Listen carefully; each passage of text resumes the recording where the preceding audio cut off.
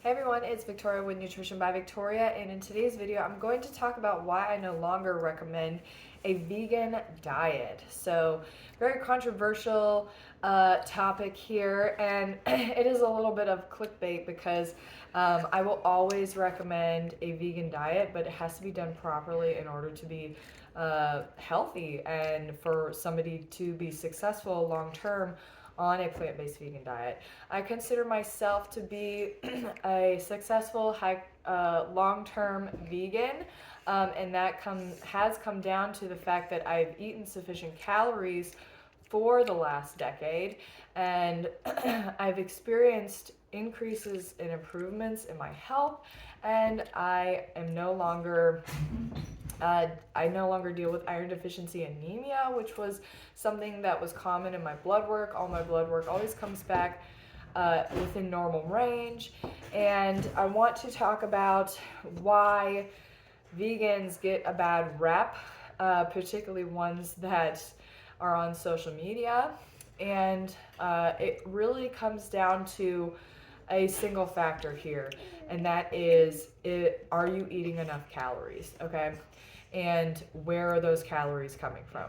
So, uh, when it comes to nutrition and health for anyone, you're going to need to eat enough calories. So, when it comes to a human diet, you need to be getting in sufficient amounts of carbohydrates, protein, and fat every single day in order to be healthy. And the only way to meet your macronutrient needs and then therefore meet your micronutrient needs, which your micronutrients are your vitamins and your minerals, you have to be eating enough calories every day. My Advanced Nutrition and Human Metabolism textbook that I received from my training to graduate from a Master's of Science in Human Nutrition program from the University of Bridgeport. Suggests that an adult female, age range 19 to 60, will require about 2,400 calories a day, and a man, same age range, will require 3,000 calories a day in order to meet macronutrient needs and micronutrient needs.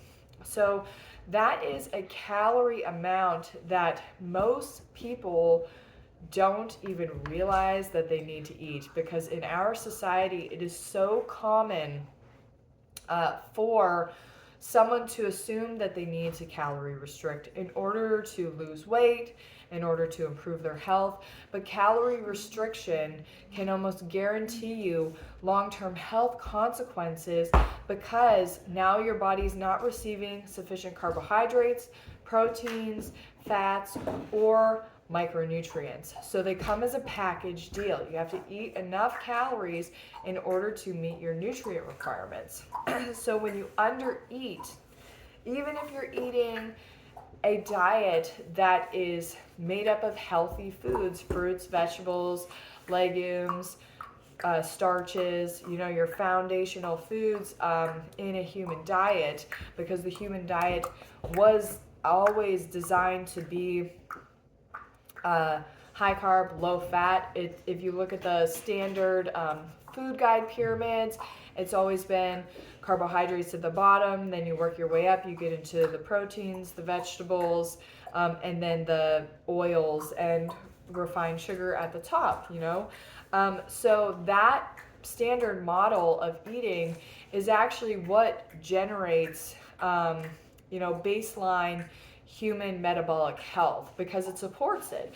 But in order to have that baseline metabolic health, you have to be consuming sufficient amounts of calories. So it doesn't matter what your diet is composed of if you're not meeting your calorie needs every day. So what your diet consists of is secondary to meeting your energy and nutrient requirements on a daily basis. Now, eating healthy foods obviously is going to allow you to meet energy and nutrient requirements optimally if you're eating enough calories from them. So it's so typical of a vegan diet, someone who goes on a vegan diet, one, to be coming from an eating disordered background. It just attracts people because a vegan diet can be looked at as restrictive because you're taking out particularly high calorie density foods like dairy, animal meats, butter, fats, lard, red meat, pork, foods that are very high in saturated fat content, very high in calorie density. So when you make the switch from, eating those foods to a vegan diet, you are going to feel better, you're going to get healthier, but only if you're eating sufficient calories on your vegan diet. So you can't come to a vegan diet and undereat. You can't come to a vegan diet and assume I need to eat 1,200 calories a day. And vice versa, if a lot of people in the past who had big vegan channels on YouTube came out and said, I'm no longer vegan, like Nikocado Avocado, who else? Maddie Limburger. There was another one, I can't think of her name right now, but these people came out and said, I'm no longer vegan. Oh, Ravana. So Yovana, I think is her name. And she's still, I think, pretty popular on YouTube. But these people were likely under eating on their vegan diet. They weren't getting calorie sufficiency from their vegan diet, because if you are getting calorie sufficiency from your vegan diet, then it's going to be easy to stick to it. I don't have cravings for foods other than the ones that I like to eat and the ones that keep me lean, fit, and healthy, because I eat enough calories every day. And if I am low on calories one day, then the next day I will naturally eat more calories. If I eat a whole bunch of calories, because recently I was just eating almost like 5,000 calories a day, my appetite naturally came down. So your body is always trying to find balance. So it's super important that you always listen to your body in regards to how much you need to eat every day, because it's going to fluctuate based on your needs, based on what your previous diet was like, especially if you're coming from under eating. But a lot of people will leave veganism and go to carnivore eating and things like that. When you think about what the carnivore keto people are eating, they're eating foods that are highly dense in calories, like butter, steak, eggs, whole fat dairy.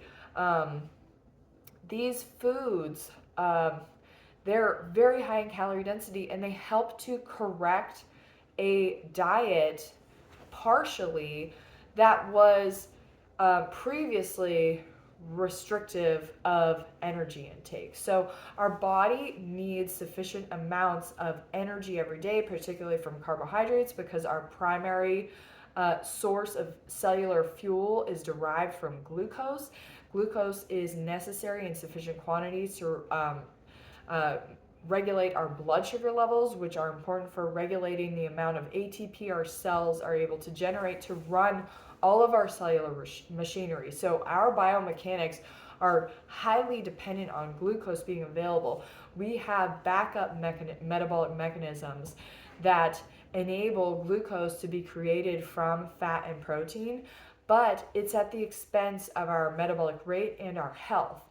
And then we can also drive ketosis in order to generate energy from ketones, which doesn't have to be turned into glucose, but that is like a last ditch effort of the body to maintain blood sugar levels in order to stay alive and stay healthy. So these are survival metabolic biochemical pathways that allow us to stay alive in famine situations. The ideal situation, though, is that we have enough glucose available every single day from high carbohydrate foods like fruits, starches, added sugars if necessary, in order to meet our energy needs on a regular basis. So if you're not meeting your energy needs every day from high carbohydrate foods, regardless of whether you're vegan or not, your body is going to start changing metabolically in order to maintain blood sugar levels. So it's very basic concept of nutrition. You have to get enough energy to even run the cellular machinery that's going to enable you to utilize the micronutrients in your food.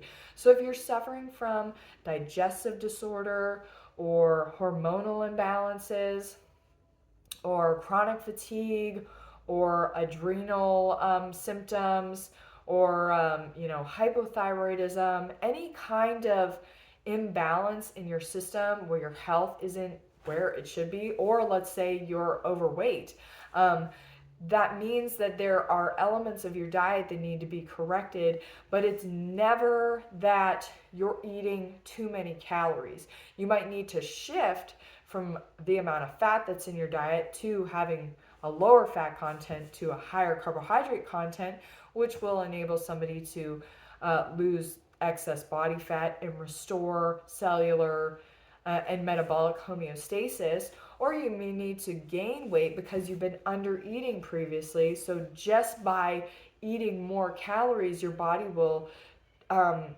convert the energy into body fat in order to restore again metabolic homeostasis. So that's what it all comes down to. We have changes in our hormones, changes in our leptin, our insulin levels that dictate basically what range where our body can stay in, metabolically speaking, based on our calorie needs, our macronutrient ratios, and our micronutrient intake. So first things first is making sure you're eating enough calories.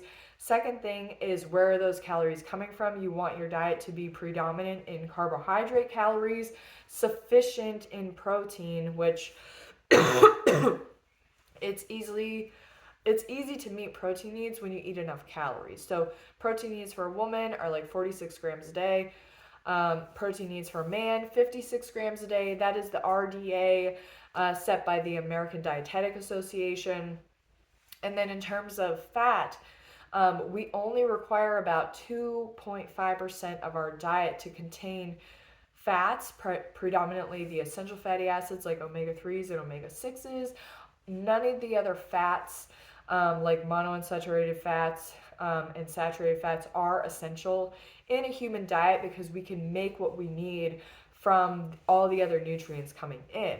And that's why omega-3s are deemed essential, because we need to consume them through our diet. But our needs for fats are very low, so we can sustain a low-fat diet. But a low-fat diet doesn't work if you're not eating enough calories. So you have to eat enough calories, that 2,400 calories a day for women and that 3,000 calories a day for men, in order to meet your micronutrient requirements, in order to meet your protein requirements, in order to meet your carbohydrate energy requirements, and in order to meet your fat requirements. Now, from there, you can manipulate your macronutrient ratios in order to get a desired effect.